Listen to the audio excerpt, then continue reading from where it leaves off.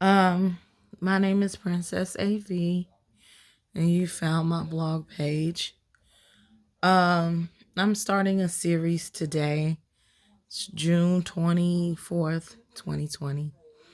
This one will be very intimate to me, and it's about my journey having fibroid tumors.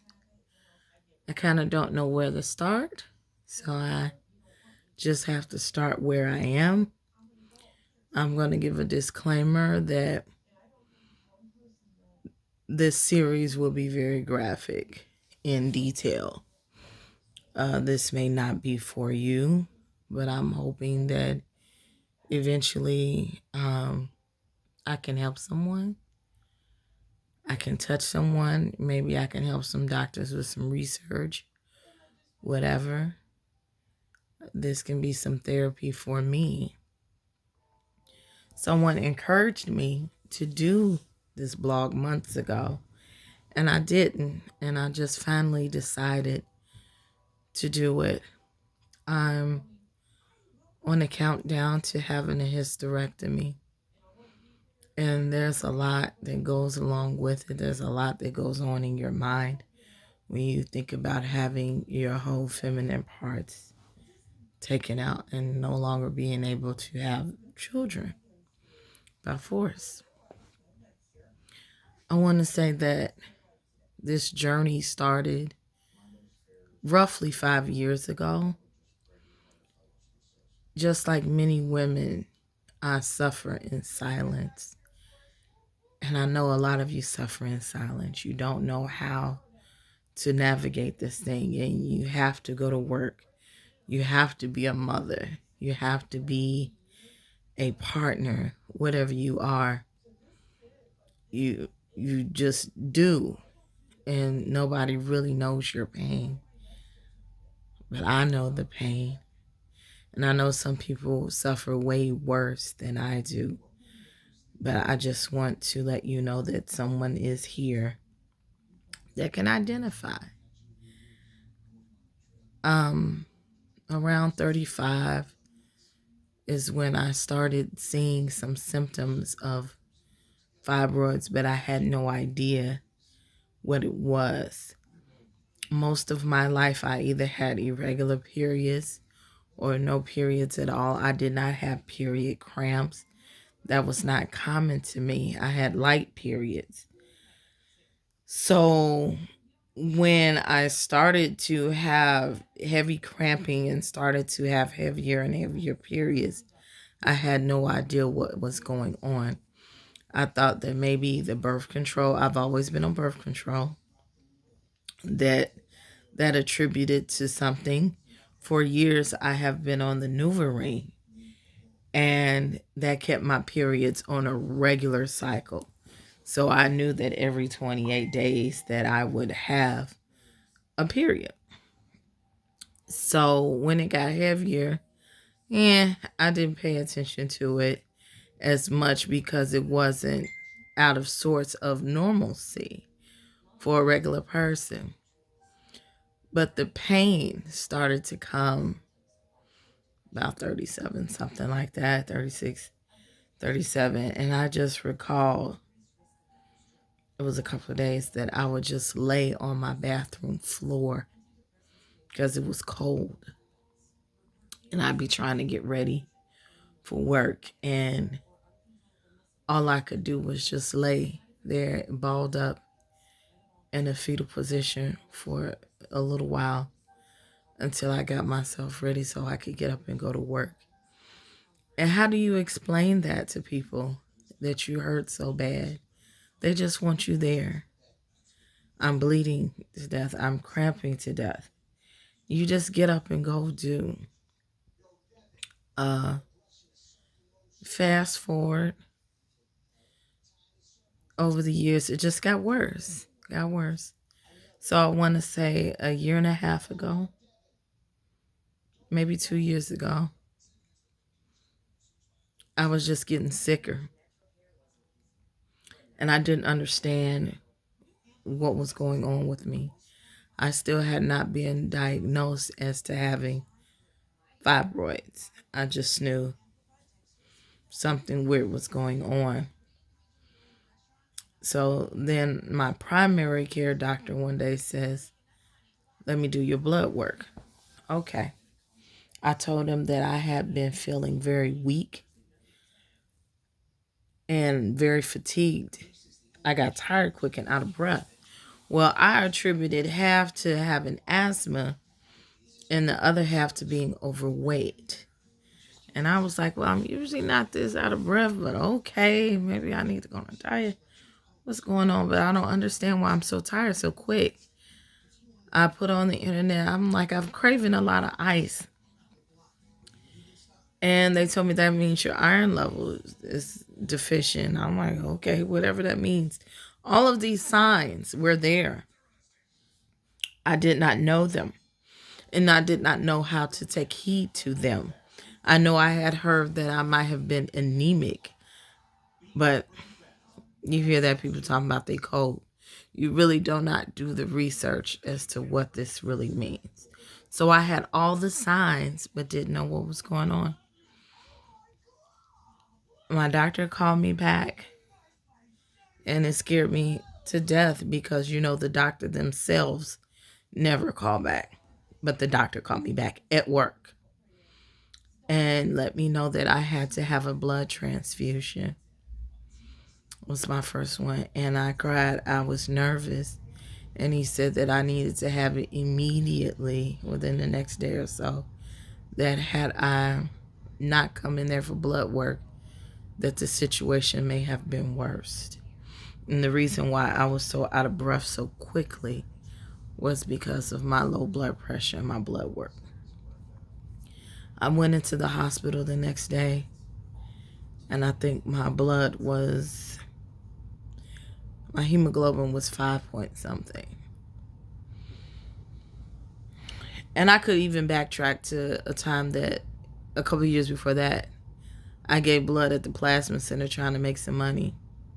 Shortly after I gave my blood, I couldn't make it out of the place. And all I could do was sit on the curb. And nobody paid attention. They thought I was playing, but I literally could not move almost. And thankfully somebody called and came and picked me up. But these are situations that you think of, and I was sitting in a hospital and I was by myself, and that was depressing to me. And you look at the gauges on the blood pressure machine and how they're giving you blood, and it hurts when they're giving you blood. And I'm looking at how low my blood pressure was and my heartbeat, thinking like was damn near dead. I'm walking around dead.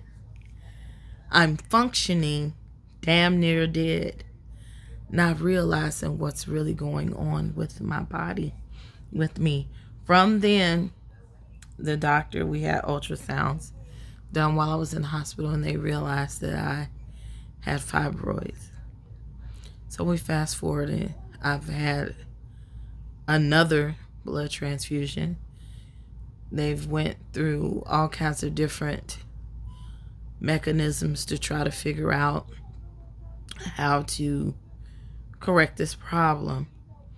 I even had a Mirena IUD for like a year. I hated that thing. I could feel it through my skin. It just created problems for everything, and I think that is when my problems really got worse, when I had that, and my periods got more violent, and I started blood clotting more. And once the blood clots started coming, that's when it really got bad. And I had a problem with insurance. I couldn't get that thing out of my body, but once I could get it, I could not get it out of my body fast enough. So this is fast forward into now, and I'm being very detailed because I guess somebody needs it. So October 2019, I had the Mirena taken out.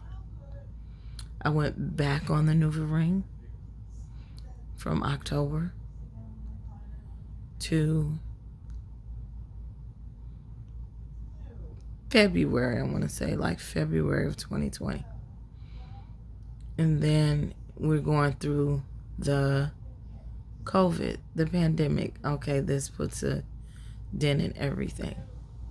So at the end of 2019, after we've tried so much and the clotting had gotten worse, and I've had 2 blood transfusions, and they've seen how many fibroids that I had and how big they are. Mine are mostly 6 centimeters large. They're huge. And now they recommend a hysterectomy. We were going to do a myomectomy, and no laparotomy, but we were going to try a myomectomy. They did not want to do a hysterectomy. They said I was so young. But I've had my children, and we've went back and forth trying everything, and I'm tired of trying. I am tired. I went to the doctor. I said my quality of life is terrible. I need to do something else. So, in spite of the myomectomy, I told my doctor, well, let's do it. And she says, well, that was last year's plan. But now your fibroids have gotten bigger and they've multiplied. So I can do a myomectomy, but they'll probably grow back. Or you could get a hysterectomy. So I talked with my children, and I had already had my decision in my mind anyway. We decided to congruently, as a team, come up with a hysterectomy. So we could just do a one and done. So now you're trying to get healthy in the middle of a pandemic, and it's especially hard. We went off the Mirena, like I said, about February maybe.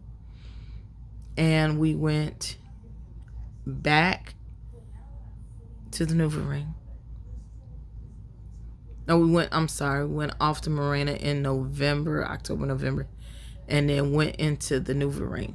And then in about February, we quit the NuvaRing, and we went to the Australia pills. So now I'm taking birth control pills. And that worked for a month. And it's not stopping the bleeding. Nothing's working. And then a month or so later, now, contrary to what I wanted, we're on a Depo-Provera shot. And it's been so much. And all I want to do is stop bleeding. I want to stop being tired. I want to stop being in pain. I literally just take pills, lots of pills, just to get through the day. And again, that comes with suffering and silence. That nobody knows your battle. Nobody knows what you have to do to keep a smile on your face, and you have to smile to keep from crying. And all of this stuff that they put in you, it could cause you depression. It could cause you so much. So much. And you feel such a loss, among other things. So, I've seen my body go through so much. Blood clots or whatever. And if in future y'all want to see pictures, videos, just let me know. I'm now an open book about this thing. Your body has gone through so much turmoil that now I'm just ready to get to this next chapter, because I'm ready to live. I'm making it a point to live. All of these medicines, they mess with you in other ways that you don't think they do, and they mess with your psyche. And having fibroids is depressing. People may not understand why you're depressed, but it's hard to stay happy when you're sick. And you're sick all the time. So if nobody understands you, I want to say I understand. And I don't know if I'm going to do these every day, every other day. I am going to try to stay consistent. But this is just my point of view. of living with fibroids, trying to live without them. You can ask me questions. Um, Give me advice if you want to. Just tell me anything. This is my fibroid journey. I am tentatively again having a hysterectomy in about 3 weeks, and it's overwhelming. It is scary, but it is exciting as well because I'm looking forward to getting my life and having a life. So I will keep you guys with my journey with me and let you see things from here on out, all the way up until the surgery and even after the surgery. So I thank you for watching. Please follow all of my social media if you can. My YouTube page is House of the Princess. I do need people to follow, to like, and subscribe, please. You can follow this blog on WordPress at House of the Princess. It's just the same thing. HAUSOFTHEEPRINCESS. My fan page on Facebook is Princess AV. My Twitter is Princess N2K, and my new Instagram is Princess AV613. So I need all of the help I can get right about now. I need all of the support that I can get, and I thank you guys for watching. Even if it's just one, I thank you for watching and following. Thank you. Bye-bye.